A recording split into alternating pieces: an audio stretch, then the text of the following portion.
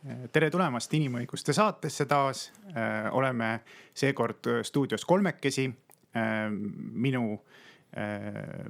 Minuga on liitunud siin siis Kelly Krostal, kes on Tallinna Tehnikaülikooli õigusinstituudis meie ettevõtete mitmekesisuse teema koordinaator. Tere! Ja nagu tavapäraselt on stuudios ka Elver Loho Eesti internetikogukonnast.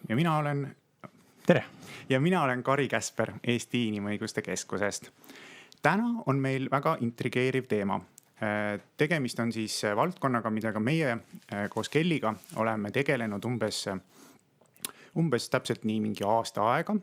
Tegemist on siis mitmekesisusega ettevõtetes ja ka organisatsioonides laiemalt.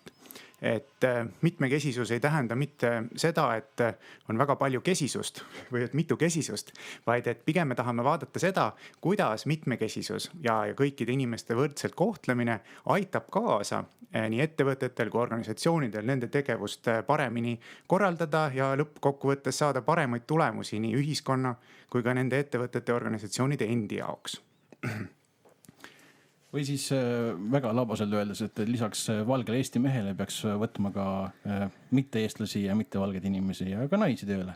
Ja see on ka muidugi palju laiem, et see ei pea piirduma ainult nende tavapäraste valdkondadega nagu puuetega inimesed või tõesti naised, seal rahvus ja nahavärv ja ütleme mingisugused poliitilised ja usulised veendumused, vaid ka seksuaalne orientatsioon, vaid sinna hulka tegelikult kuulub ju ka palju laiem inimeste mitmekesisus, sealhulgas ka maailmavaateline mitmekesisus, sealhulgas ka lihtsalt see, et kas inimene näiteks pikemat kasvu või lühemat kasvu või kas ta on vasakukäeline või paremakäeline või et siis selline hea ja edukas võib-olla tiim või meeskond või kuidas seda tänapäeval nimetadagi on igal juhul edukam.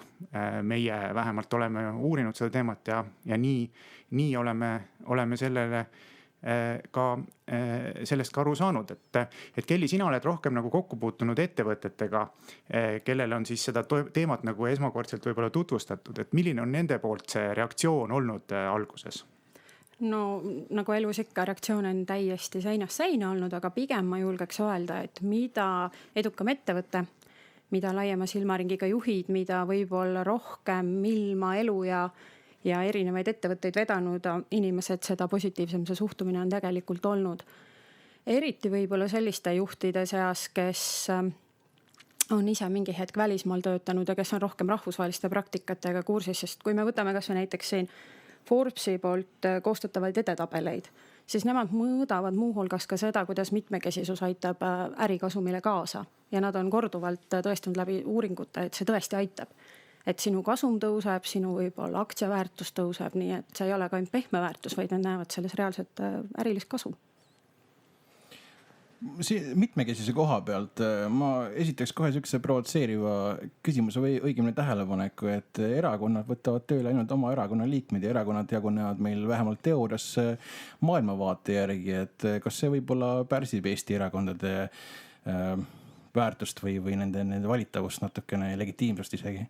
Ma kohe vastan, ma arvan küll, et pärsib loomulikult, sest maailmavaade ei tunne ju rahvussugu või nahavärvi, mis iganes, nii et selles mõttes ma arvan, et kui nad värbavad või oma poliitikaid panevad välja töötama ainult väga sarnased inimesed, siis tegelikult nad ka meeldivad ainult väga sarnastele inimestele, nad lasevad suure võimaluse käest.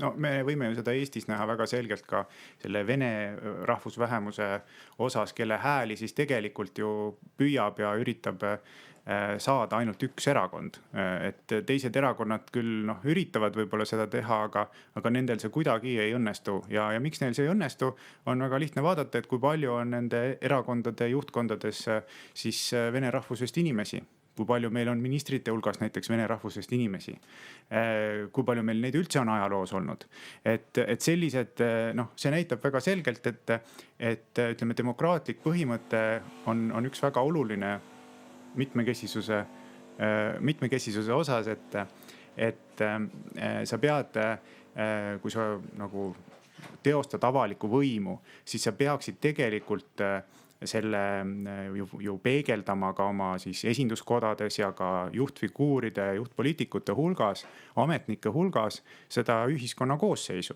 Ja seal on täpselt, et ühiskonnas meil on puuetega inimesed ühiskonnas, teatud andmete järgi neid on peaaegu 120 000, mis on siis tiba alla 10% just kogu elanikkonnast. Aga palju neid on ministrite hulgas, kui palju neid on Riigikogus, vähem kindlasti.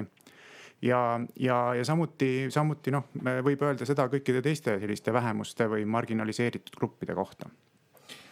Siin hiljuti Jevgeni Ossinovski tuli välja tähelepanekuga, et oli vist Riigikantselei see koht, kus ei olnud praktiliselt ühtegi sellist vene nimega inimest tööl.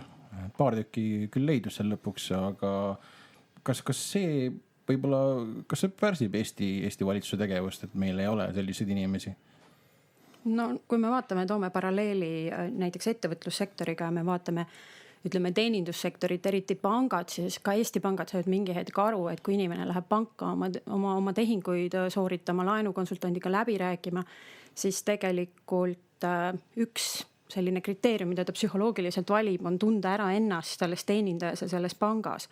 Nii et selles mõttes, et kui Eesti demokraatliku riigina tahaks, et kõik seal osaleksid, siis loomulikult see nagu pärsib ja Ossinovskil on kindlasti väga õige tähelepanek. No neid põhjuseid muidugi tuleb vaadata, aga see on juba teine teema. Küsimus on pigem selles, et miks meil ei ole praegu riigi tasemel üldse mingisugust strateegiat, kuidas seda mitmekesisust edendada, nii riigiasutustes, aga samamoodi ka erasektoris, et on olemas üksikud algatused, nagu meie seesama Austame erinevusi algatus või mitmekesisuse kokkulepe, mille siis sõlmisid 17 ettevõtet Eestis, nii suuremaid kui väiksemaid ettevõtteid eelmisel aastal ja millega sellel aastal on oodatud liituma ka uued ettevõtted.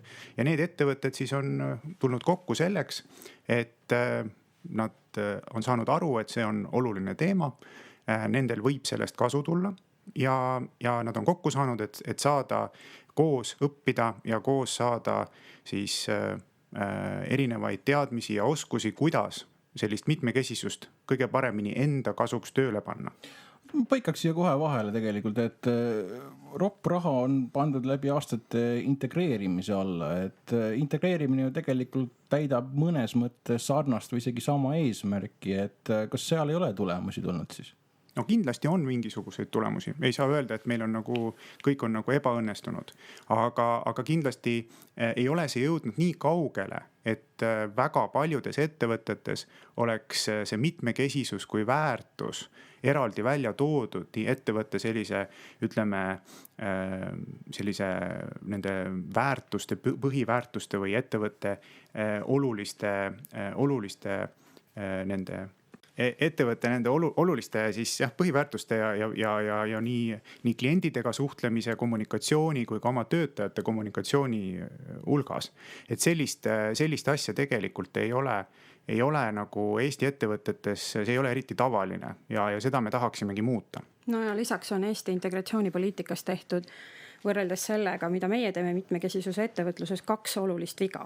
Esimene viga on olnud see, et integratsiooni põhirõhk on olnud keelel, et kõik integreerunud peaksid justkui oskama eesti keelt ja vene keel on lükatud tahaplaanile, siis kui me vaatame seda mitmekesisust ettevõtluses, siis tegelikult need keeled oleksid tegelikult suhteliselt võrdsed. Et nad ei oleks tõesti nii, et nüüd peab ainult eesti keelt rääkima ja vene keel läks kõrvale, vastupidi, vene keel oleks väga suur väärtus ettevõtluses. Lisaks Eesti integratsioonipoliitikas tegelikult väga pikalt ei ole üldse tegeletud eestlastega ja eestlaste väärtushinnangute võib-olla siis muutmise või laiendamisega. Et meie oma ettevõtmises nagu tegelikult tegeleme küll selle mõlema poolega. Kas see tähendab seda, et siis peaks hakkama ettevõtte 2 või 3 keeleseks?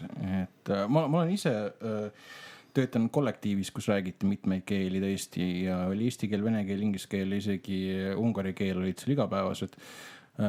Samas ettevõte töötas väga hästi, aga samas ma ei kujuta ette, et see oleks igapäevane ettevõtluse poliitika igas ettevõttes niimoodi tulevikus. No aga see on iga ettevõtte enda juba vaba valik, mis on tema suhtluskeel. Selles mõttes see on niisugune valdkond, mida meie üldsegi ei saa kuidagi peale suruda, mida me saame küll öelda, on see, et tegelikult teie iga valik on väga okei. Ja kui te selle valiku teete, siis te peate pidevalt mõtlema, et te kedagi selle valiku käigus mingil määral ei diskrimineeriks, ei kohtleks halvasti, ei tekitaks olukorda, kus nagu tekivad kiusamissituatsioonid kas või. Et ei, meil ei ole jah, selles mõttes mingit ette öeldud rada. Mida ettevõtted kindlasti teha saavad, on ju see, et kui nad näevad näiteks, et nendel kvalifitseeritud tööjõudu ei ole piisavalt ja nad üritavad seda kvalifitseeritud tööjõudu leida, üritavad leida seda nende tavapäraste kanalite kaudu, kus nad on seda harjunud tegema, nende tavapäraste inimeste hulgast, kelle hulgast nad on harjunud seda tegema, siis nad järsku enam ei leia. Ja mis siis nüüd saab, et kas ettevõte peab oma tegevuse lõpetama, kolima mõnda teise riiki või tuleb nagu selle ettevõtte enda sees ka mingisugused muudatused teha, et võib-olla tasub vaadata siis mitte ainult selle konkreetse grupi suunas, kelle suunas varem vaadati, vaid laiendada seda, mõelda näiteks tõesti teist keelt valdavate inimeste peale, kellele siis samuti tagada näiteks mingisugune keeleõppe seal töökohas või mõelda puuetega inimeste peale, kellest väga paljud on suur ressurss ja hoiakute tõttu ei ole tööturul osalemas. Nii et väga palju või näiteks traditsiooniliselt meeste tööde tegemise töökohad sinna siis mõelda ka selle peale, et kutsuda naisi või naised kaevuriteks. No näiteks meil on tuua selles mõttes tõesti reaalse elu näide Skanska ehituse näitel, kes väga süstemaatiliselt paar aastat tagasi hakkaski tegelema sellega, et naisi rohkem tuua arhitektiks, inseneriks, ehituse juurde, objektijuhtideks aga mitte ehitajaks. Sellel hetkel neil ei olnud jah, kuna minu teada Skanska teeb ainult peatöövõttu, et nad võtavad alltöövõtus kõik sellised ehitustööd. Ja nemad tõesti, see neiu on lausa rääkinud, üks konkreetne, kes siis värvati selle eesmärgiga, milliste eelarvamustega ta kokku puutus, aga täna ta on väga edukas omal alal. No ja me ju hiljuti lugesime ka ajalehest, võisime lugeda kuulutust, kuidas siis Gustav Adolfi gümnaasium otsib endale just noort meeskokka. Et siin oli siis mitmese diskrimineerimisega tegelikult lausa tegemist, kus siis oli tegemist nii vanusepõhise diskrimineerimisega, ehk siis koolis Gustav Adolfi gümnaasiumis, mille vilistlane ma samuti olen, kõlbab süüa tegema või sobib süüa tegema direktori visioonis ainult noor inimene, et vanem inimene, ükskõik kui hea, ükskõik kui kogenud, millegipärast jääb sellest konkursist välja. Oot, samas kas see ei ole sükene mitmekesisuse laiendamine, et kui enamasti on süksed vanemad naispedagoogid on tööl koolis ja siis olekski sükene noor meeskokk täidaks seda mitmekesisuse arendamise eesmärki või ei ole niimoodi? No siin tuleb vaadata ikkagi konkreetsete ametikohtade raames ja mitte seda, et me nüüd võtame eraldi inimese, näiteks ilmselt koolidirektori kohale, ütleme mehe leidmine ei olnud ju keeruline, et küsimus on pigem selles, et millise signaali me selles osas saadame ja kui me tahame tõesti, me näeme, et meil on kollektiiv, kus on üks näiteks sugu üleesindatud, et kui me tahame seal midagi muuta, siis muidugi võib kasutada selliseid niinimetatud positiivseid meetmeid, aga neid ei tohi kasutada selliselt, et juba eos välistatakse kõik võimalikud ühest soost või ühest vanusest kandidaadid, vaid kui on kahe võrdse kandidaadi vahel lõpuks valik, näiteks on siis seal võib-olla meessoost kokk ja naissoost kokk, kõik muud kvalifikatsioonid on täpselt samad, siis on võimalik eelistada seda alaesindatud sugu. Aga mitte niimoodi, et me paneme välja töökuulutuse, et me otsime ainult seda sugu või ainult seda. Kas te kujutaksite ette näiteks, kui keegi paneks töökuulutusse, et otsime ainult valgeid inimesi? See oleks ju suur või otsime ainult eesti keelt kõnelevad isikuid. No eesti keelt kõneleb, kui see on selle töö jaoks oluline, siis muidugi. Aga kui see ei ole töö jaoks oluline, siis see on samuti seaduse rikkumine. Kandideerida võivad ainult ilusad naised näiteks. Et nende töö, et selles valdkonnas on väga palju veel ära teha ja väga palju on teadmisi, et ma saan aru, et isegi võib-olla see Gustav Adolfi gümnaasiumi direktor Hendrik Agur, võib-olla ta soovis head teha. Et ta tahtiski nagu tõesti mõtles, et meil on liiga palju siin naissoost inimesi, võib-olla liiga palju on vanemaid inimesi ja nüüd me võtame ühe noore ja mehe, aga see, kuidas ta seda tegi, see ei olnud õige. see oli pigem, ütleme, kui me jälle tuleme ettevõtete juurde tagasi ja vaatame, miks ettevõtted seal mitmekesisusega tegelevad, siis väga suur osa tegelikult, ma ütlen, kõige olulisem on ka selline väärtustepõhine organisatsiooni kultuur, kus sa tegelikult tahadki, et sinu töötajatel oleks mitmel erineval põhjusel hea olla, et näeks enda arengut selles ja nii edasi, et kui me võtame selle koolikoka kaasuse ja Hendrik Aguri väljaütlemise, et mis olid tema põhjused just soovimaks noort meest, siis need olid tegelikult naiste suhtes äärmiselt alandavad. Et vihje, et tädid viivad kottidega toitu välja ja ei saa hakkama köögi arendamisega, on tegelikult midagi sellist, mida ilmselt üks ettevõte, kes tahab palgata talente, endale kunagi ei lubaks. Et me peame ikkagi lähenema inimeste ja indiviididena, mitte vaatama seda, et kas sa oled et nüüd see sugu oskab paremini süüa teha või see vanus on innovaatilisem. Et võib olla, et enamik nooremaid inimesi mõtlevad natukene rohkem kastist väljas, aga see ei saa välistada, et vanemate inimeste hulgas selliseid inimesi üldse ei ole. No USA's on selline mitmekesisuse arendamine, diversity on väga pika traditsiooniga ja seal on osad juhtumid läinud ka kas kohalikku või föderaalsesse ülemkohtusse ja seal on ka olnud juhtumeid, kus on eelistatud kandidaati, kes on väiksema kvalifikatsiooniga, aga samas ta on mingisugusest vähemusest ja ülemkohus on leidnud minu mälu järgi ka, et mitmekesisus on eraldi väärtus, mille arendamine organisatsioonis on täiesti legitiimne, ehk siis võibki vaadata selle järgi, et noort meest kokka, mitte ainult kvalifitseeritud kokka.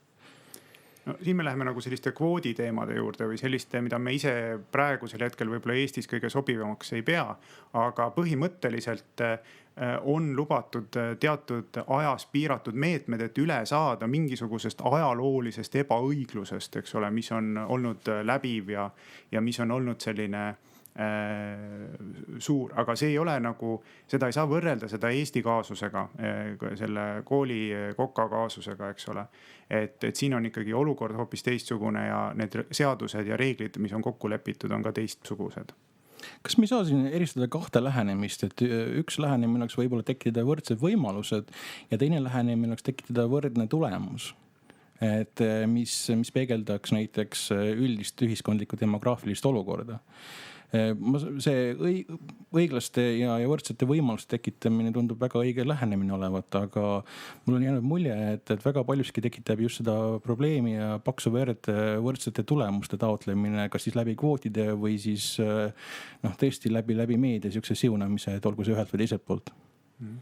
Ma arvan, et selles osas on olnud väga palju valearvamusi või vääriti mõistmist, et arvatakse, et tahetakse, et mehed oleksid nagu naised või naised oleksid nagu mehed või et kõik käituksid nagu mingisugused kesksoost inimesed või et me peaksime siis loobuma mingisugustest oma väärtustest või soovidest. Ja see on samamoodi nagu on siis räägitud ka nendest lasteaedadest, sooneutraalsest lasteaiast ja igasugustest sellistest asjadest on tekitatud mingisugused kollid ja müüdid, mis tegelikult ei vasta tõele. Et võrdse kohtlemise või selle mitmekesisuse ideoloogia on eelkõige see, et igaüks saab olla see, kes ta on. Ja kui on naisel soov olla väga naiselik, mehel on soov olla väga mehelik, siis palun väga, ei ole mingisugust takistust. Aga probleem tekib siis, kui ühiskond surub inimesed, et sina tahad küll seda, aga ühiskond ootab, et sa oleksid teistsugune. Ja sellest tekivad need probleemid ja sellest tekib ka see, ütleme, ebaproduktiivsus või see, kui ettevõte tahab kohelda kõiki oma töötajaid ühe pulgaga, tahab öelda, et kõigile kehtivad täpselt samasugused ütleme reeglid, arvestamata näiteks selle inimese vanust või sugu, et me ei eelda ju seda, et me oma, ütleme, elus näeme ju seda mitmekesisust mujal igal pool. Et miks me näiteks ettevõtetes tahame kõiki nagu täiesti ühesuguseks teha? Aga okei, tuleme korraks selle eelduse juurde, et vanus ja sugu on loomulikult kaks asja, mille põhjal ei tohiks väga diskrimineerida. Sest ikkagi lõpptulemus, mida otsitakse, on pädevus antud töökoha peal. Aga millised tunnused veel on, mida peaks tööandja arvestama ja mille puhul ta peaks tegema võib-olla mingisugust näiteks arvestame just töökeskkonna loomisel, et näiteks kui me käisime õppeviisidel Brüsselis, siis üks asi võib-olla, mis hämmastas, oli see, kui palju nemad pööravad tähelepanu krooniliste haigustele. Et kui teatavasti on ka meil see probleem, et diabeetikuid tekib üha rohkem juurde, see on inimestel problemaatiline, et kui nüüd palgata diabeetikuid ja me räägime jälle, need diabeetikud on oma ala spetsialistid, et mida tuleb siis kohendada selles töökeskkonnas ja tegelikult oli seal, see oli vist Kari, kui ma ei eksi, see oli vist Flaami valitsus. Et nemad on lihtsalt loonudki süsteemi, kus siis diabeetikud saavad ennast spetsiaalselt süstimas käia. Neil on ilusti eraldi ruum selleks eraldatud. Nad saavad seda teha privaatselt, nad saavad seda teha steriilselt. Kõik teavad, et neil on, see on tehtud selgeks kaastöötajatele, et need väikesed pausid võetakse sellisel puhul. Ja on ka palgatud paari sellise vähem tuntud puude puhul võib-olla näiteks isiklike abistajaid. Ja see tööandja ikkagi väitis, et tegelikult see tema tulemiselt välja tuleb, on sellele organisatsioonile väga kasulik. Aga võib-olla lisaks nendele tunnustele ma lihtsalt tahaks öelda, et mitmekesisus ei ole ainult nagu inimese tunnuseid, vaid see on ka terve kompleks selliseid meetodeid, mida ettevõtted saavad kasutada. Mitmekesisuse alla käib näiteks ka töö- ja pereelu ühildamine, käib näiteks hariduse omandamine paindlikel viisidel ja nii edasi, nii edasi. Samas, kas ei tekita barjääre mõnes mõttes, kui on väga palju erinevaid inimesi, näiteks usu poolest, keele poolest, soo poolest, perekonna seisu poolest, kas tal on lapsi või ei ole lapsi. Selliseid, arvutiterminoloogias ütleks, et ühilduvusprobleemid mõnes mõttes ja nende ületamine on võib-olla natukene, see võtab inimeselt energiat, mida ta võiks töö peale kulutada. Jah, seda on uuritud, seda mõju on uuritud, et mis siis sellisel tegevusel on. Ja on aru saadud sellest, et tõesti lühiajalises perspektiivis töötavad sellised grupid, kus on kõik inimesed võimalikult sarnased paremini. Selles mõttes, et neil kulub vähem aega teineteise tundmaõppimiseks, teineteise harjumustega ja eripäradega arvestamiseks. Et nad saavad kohe asuda tööle, kuna nad kõik on nagu näiteks koos õppinud, tunnevad kõik sarnaseid ütleme, töömeetodeid ja nii edasi. Aga kui me vaatame pikemaajaliselt, ütleme, kaugemale kui lihtsalt mingisugune lühike paarikuuline või ka vähem mingisugune tegevus, kui me tahame ehitada sellist toimivat ja head töökeskkonda, mis säiliks ka pikemaks ajaks ja kus oleks oma koht innovatsioonil, kus oleks oma koht, eks ole, uute klientide leidmisel ja uute klientide ja vanade klientide hoidmisel ja kus on hea töökeskkond, siis on selle mitmekesisusega tegelemine möödapääsematu. Et see mitmekesisuse teema ei tähendagi seda, et ma võtan lihtsalt tööle võimalikult palju erinevaid inimesi, panen nad kuidagi kokku ja vaatan, mis saab. Et siis tõenäoliselt midagi väga head võib-olla ei saa, vaid see peab olema mõtteviis ja see peab olema selles mõttes juhitud. Et sul on läbi mõeldud see ja sul on ka pakkuda nendele inimestele need teenused ja tugi, et nad saaksid hakkama ja saaksid sa saaksid seda kasu, mida see mitmekesisus sulle toob. Et meil on neid näiteid küll, kus siis inimene või ettevõte tahab, eks ole, tahab olla nagu väga hea sotsiaalselt ja nii edasi, võtab tööle terve hulga näiteks puuetega inimesi korraga. Võtab näiteks liikumispuudega ratastoolis inimesi, võtab neid 8 tükki kohe tööle, võib-olla, ma ei tea, 100 või 200 liikmelisse kollektiivi. Ja siis mõne aja pärast ta nendes pettub ja mõtleb, et miks nad nagu lähevad, ei saa tööga hakkama või kukuvad vaikselt nagu ära, ei tule enam tööle. Et milles see probleem oli? Et see ei saa olla lihtsalt niimoodi, et sa võtad nagu inimese tööle ja arvad, et nüüd nagu kõik laabub. Vaid selle mitmekesisuse juhtimine on täiesti eraldi, ütleme, selline juhtimise valdkond, mida tuleb õppida nagu teisigi ja mida tuleb mõtestatult ja tulemuslikult rakendada. Ainult nii saab selle kasu. Ja lisaks see peab olema kindlasti selle ettevõtte väärtus, ehk seda väärtust tuleb ka kommunikeerida oma kõikidele töötajatele, et seda ei saa teha tõesti ainult sellel põhjusel, et ma neid palkan. et kui me räägime kolmandas sektoris näiteks, mina väga pikalt olen töötanud kolmandas sektoris ja me rääkisime põhimõtteliselt kogu aeg väärtuspõhistest projektidest, väärtuspõhistest ettevõtmistest ja nii edasi ja võib-olla näiteks tollal ma üldse ei mõelnud, et selline samasugune mõtlemine võib eksisteerida ka ärisektoris, aga see on tegelikult täiesti olemas. Et sellised mõtlevad ja edukad ettevõtted tegelevad väga palju oma väärtuste mõtestamise ja kommunikeerimisega. Et niimoodi on see ettevõte ka pikemaajaliselt konkurentsivõimelisem. Et siin on tegelikult küsimus on nii kasumis, eks ole, numbrites, mida see mitmekesisus toob, aga ka siis selles, et ettevõte jääb püsimast. Ettevõttel, ma saan aru, või igal organisatsioonil on põhimõtteliselt 2 eesmärki: laieneda ja ellu jääda. Ja kui ta nii... Kasum ka muidugi. Ütleme, see ongi see laienemine või ellu jäämine, eks ole, on kasumi läbi. Aga ütleme, neid eesmärke aitab selle mitmekesisusega tegelemine või selle juhtimine kõige paremini saavutada. Et kui sul on sellise mitmekesise hea töökeskkonna loomine ja muidugi see mitmekesisus ei ole ainus asi seal on palju muid asju veel kõrval, aga see mitmekesisusega tegelemine, sellise töökeskkonna loomine, seda ei ole võimalik konkurendil lihtsalt üle osta või üle võtta. Et seda tuleb arendada pika aja jooksul ja see lõppkokkuvõttes on väärtus iseenesest, mis teeb sulle lõpuks sellise konkurentsieelise, mida su konkurentidel lihtsalt ei ole. Ja teine asi on, et kui me vaatame tõesti neid ettevõtteid, mis on kaua tegutsenud, siis me näeme, et nendel ongi see väärtuste pool ja kõik see on hästi oluline, et nad suudavad ka, miks nad on suutnud ellu jääda, ongi see, et nad suudavad reageerida muutuvale olukorrale paremini, kuna nende hulgas on esindatud rohkem seda mitmekesisust, et nad oskavad näha ka ette mingisuguseid muudatusi varem, kui oskaks näha, ütleme, kui on ettevõte, kus ei tööta ühtegi noort inimest ja töötavad kõik, ütleme seal mingisugused üle 50, juhivad seal seda, kellel ei ole mitte mingisugust kokkupuudet noortega, järsku tuleb näiteks internet tuli. Et kas nad oskavad selles interneti keskkonnas oma ettevõtet nagu arendada või edendada?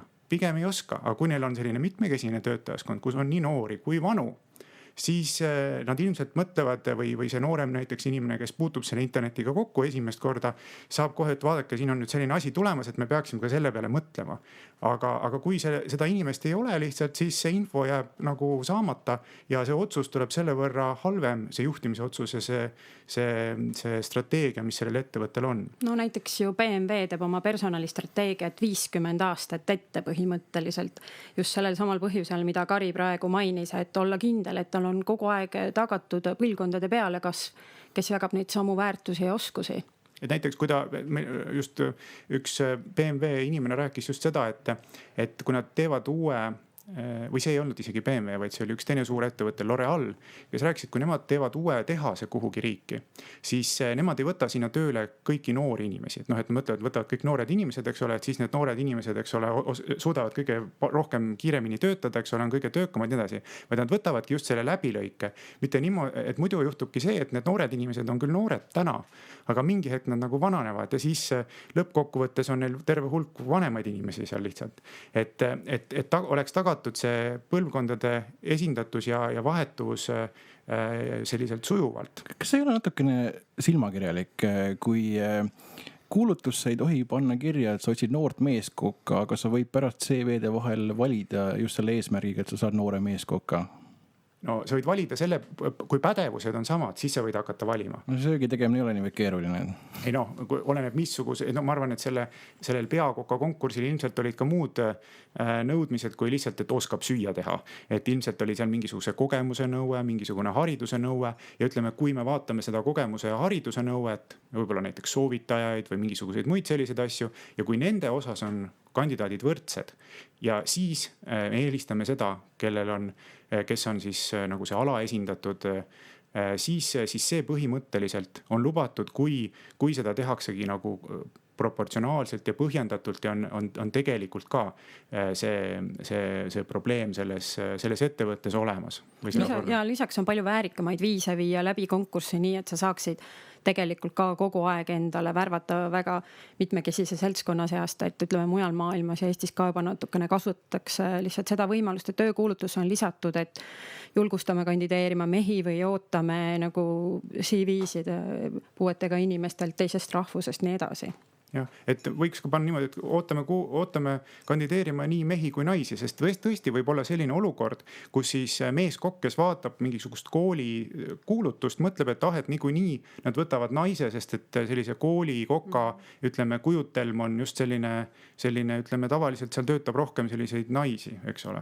Aga nüüd, kui sa tahad siis teistsugust, ütleme, tavapärasest erinevat lähenemist, siis tõesti pane see kuulutusse lihtsalt niimoodi kirja.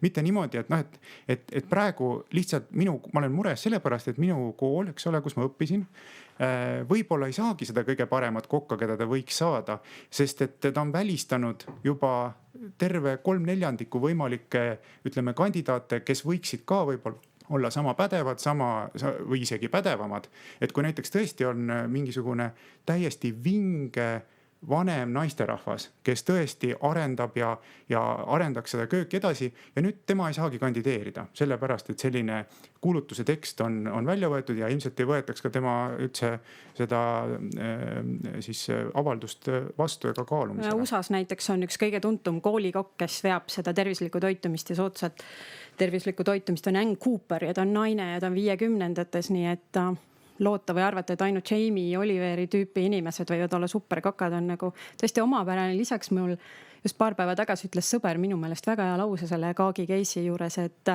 vaene Jamie Oliver, et kui ta teaks, et teda peetakse heaks kokaks ainult sellepärast, et ta on mees. Ja. Aga ütleme niimoodi, et võib-olla siis selle teema võib-olla kokkuvõtteks ütleks niimoodi, et sellel mitmekesisusel ettevõtluses on tegelikult mitu eelist, mis siis ettevõttele võiks kasuks tulla sellest, et iga ettevõte peab ise leidma esiteks, mis see tema ettevõttes kasulik asi on. Et see sõltub väga sellest ettevõtte profiilist, sõltub sellest, millises suunas ettevõte liigub. Eks ole, kui ettevõte näiteks, ettevõttel on halvad ajad ja ta ei võta üldse kedagi tööle, siis ei saa ta nõuda, et ta nüüd võtaks tööle puuetega inimesi või rohkem naisi. Et siis on selge, et tuleb sellega natukene oodata ja tulevikus sellega tegeleda. Selline ettevõtte mitmekesisus laiendamine mõnes mõttes eeldab olemasoleva organisatsiooni kultuuri lõhkumist või vähemalt suurel määral ümbertegemist. Et kui me võtame näiteks üsnagi tüüpilise Eesti IT-firma, siis seal on enamasti mehed. Nad on enamasti ateistid, fännavad ulmekirjandust, nad käivad koos saunas ja joovad hästi palju. See on selline stereotüüp, on ju. Ja ka samas ka paljudes organisatsioonides see on selline norm. Noorel naisel või isegi vanemal naisel, kes on programmeerija, sinna integreerimine võib olla keeruline, kui ta ei jaga sama väärtuseid. Ja kui organisatsiooni kultuuri hakatakse selle pealt ümber tegema näiteks mis iganes viisil, siis võivad ju varasemad töötajad natuke pettuda, võib-olla tööandjat vahetada, enam ei ole niivõrd chill olla. Kas mingisuguseid konkreetseid juhtumeid on olnud Eestis, kus on niimoodi natuke metsa läinud see asi? Mina võin ühe näite tuua, ma ei ütle, et see on nüüd täiesti metsa läinud, aga Tallinna Kaubamaja siis, kui ta hakkas palkama rohkem, nagu te teate, Kaubamajas on tööl äärmiselt meeldivad vanemajalised prouad ja nad on väga palju tööl juba algusest peale.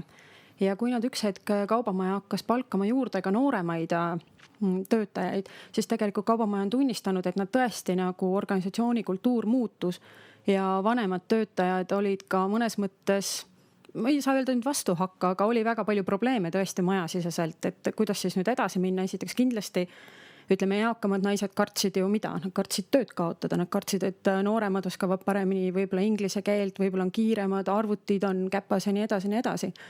Aga kui ma ei oska selle muidugi IT-valdkonna nüüd kohta öelda, et kas see võiks sama mõjuda, aga teenindussektoris Kaubamaja näite me nägime seda, et neil olid olemas tegelikult meetodid, kuidas seda niimoodi lahendada, et tööle jäi nii eelmine põlvkond kui uus põlvkond. Ta kasutasid mentorprogrammi selle jaoks. aga jah, ütleme selles IT selles, et noh, et see sõltub muidugi ka, milline see ettevõte on, et kui tegemist on sellise väiksema startup'iga, eks ole, siis mis alles alustab, et siis on selle mitmekesisusega tegelemine ühesugune. Ja kui on tegemist sellise suurkorporatsiooniga, kus on võib-olla tuhandeid töötajaid, siis on see teema natukene teisel tasemel või teistmoodi käsitletud, kuigi aluspõhimõtted ja väärtused on ju tegelikult samad. Aga mida võib-olla soovitada nendele IT-ettevõtetele ongi just see, et noh, mõelda, et mis on siis see tegevuse eesmärk.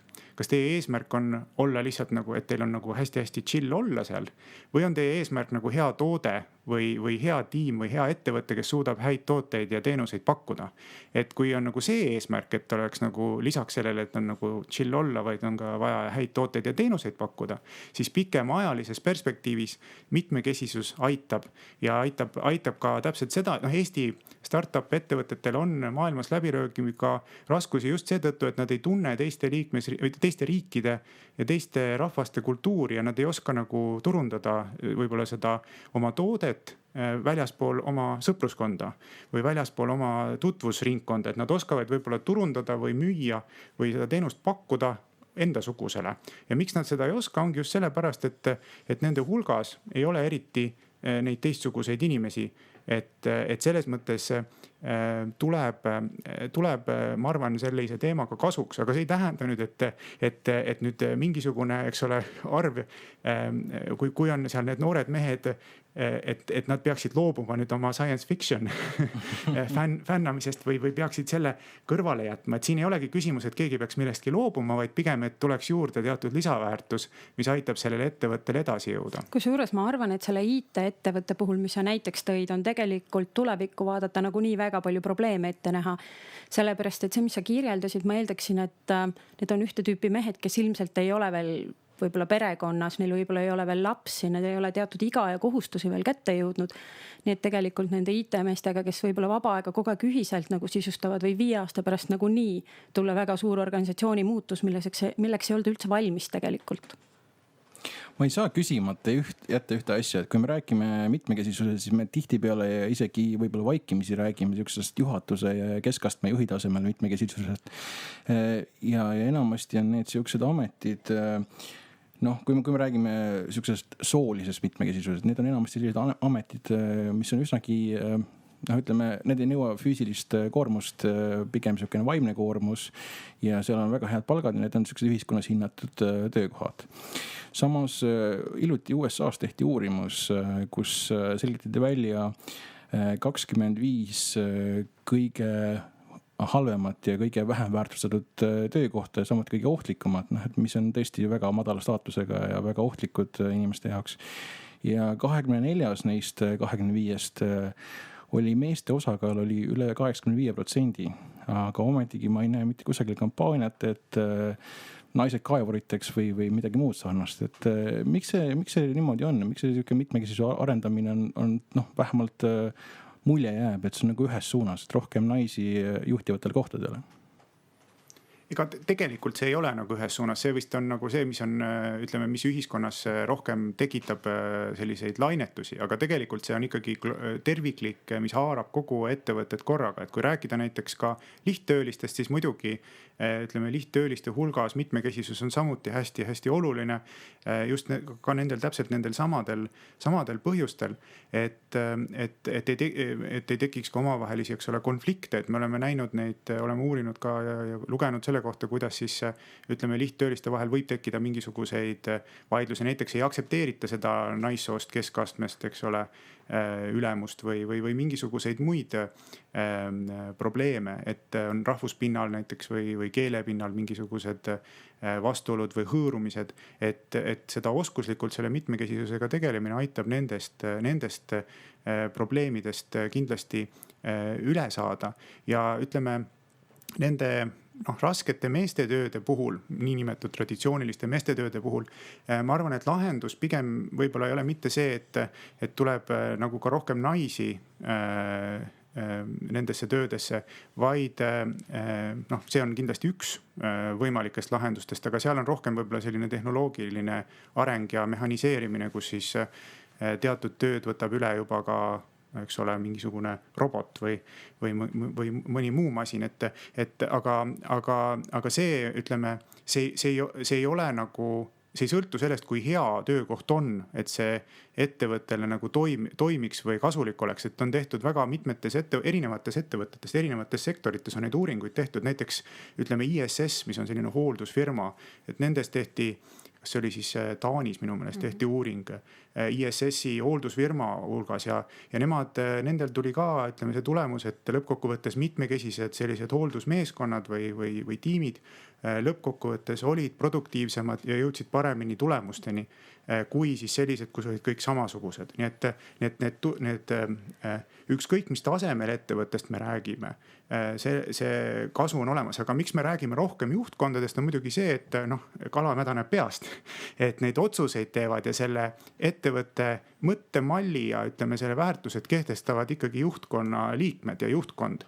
Ja kui juhtkonnas ei ole seda mitmekesisust esindatud, siis see on ettevõttele kindlasti palju raskem probleem, kui ütleme kui see ütleme probleem on võib-olla kuskil ütleme rohkem lihttööliste hulgas, nii et ma arvan, et fokusseeritakse sellele, et see arvatakse, et siis ütleme organisatsiooniline muutus algab eelkõige peaks algama sellest juhtkonnast ja juhtkonna väärtuste muutumisest. Niisiis, kui ehitusfirmasse läheb tööle naisjuht ja läheb neid naisjuhte sinna veelgi, keskastmejuhid ja juhatusse, et siis on ka oodata naisehitajaid ühel hetkel.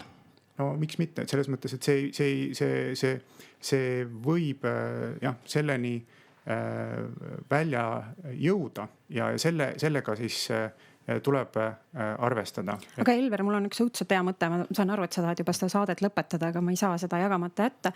Et selle samase lihttööde puhul, et nii ootamatu kui see ka ei ole, olen mina uuringuid lugenud, et näiteks miks naised ei saa ligi palgi langetamise sektorile, miks nad ei võiks neid palke langetada või olla rekkajuhtidena tööl. Et seal on samamoodi tegelikult käib kaasas mõnes mõttes see, et see on seotud ikkagi võimu ja rahaga, nii ootamatu kui see ei või tunduda, sellepärast et näiteks rekkameeste palgad on päris kõrged ja nad on tunduvalt kõrgemad kui need palgad, mida naised oma traditsiooniliste töökohtade peal teevad ja need paar uuringut, mis ma lugesin, oli ka see, et naistel on sellele sektorile tegelikult väga raske juurde saada just sellel põhjusel, et need on tegelikult väga kõrgelt tasustatud tööd.